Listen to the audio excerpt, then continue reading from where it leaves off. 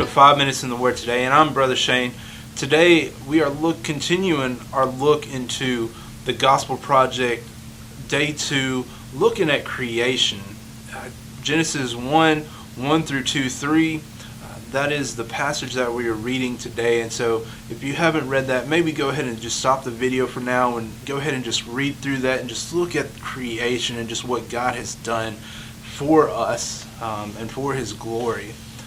But as we go and look at creation today, we're going to be spending some time in verses 2 through 5. Now, in that passage, we may have skipped over something as we read it that we just never really thought about, or really thought about God creating.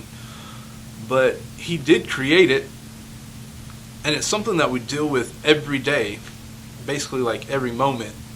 Time. We have to deal with time. It's always moving and constantly going forward, and we can't stop it. We really want to try to get more of it, but we can't. There's just a limited amount each day and how much we can do. But God created it that way, did He not? He created day and night, a time for us to do work and a time for us to rest. And then there was even the seventh day where God rested, and He created rest. And I was looking at Matthew 11:28. Come to me, you who are weary and heavy laden, and I will give you rest. God gives us rest, so there's a time for certain things. We see that in Ecclesiastes where it says there's seasons of this and seasons of that, and just time is very important, and then there's different seasons. As we go through different seasons of life, there will be times where we go through different things. Sometimes it'll be a lot more up, sometimes a lot more down. But as we look at time, God created it. Did He create it for Himself? No, because God is Alpha and Omega. He is the beginning and the end. He existed before there was time, before there was anything. He created it. He really didn't create it for Himself. He created it for us, so that we could tell when and where we are, because we are finite beings, and we don't really understand that. I don't think that we need time to be able to know where and when we are. I know that helps us out to be like, oh hey, today's Sunday, so today's the time we get to gather with other believers and get to spend time with them. I know I look forward to it, and just an awesome moment to think about in regards to time. And as we think about time, let's think about it as a gift that God has created. It is, and as James 1 talks about, God has created every good and perfect gift. So the next time that you're really thanking God for something, thank Him for time. It's something that's important to us, but we don't necessarily just think about it.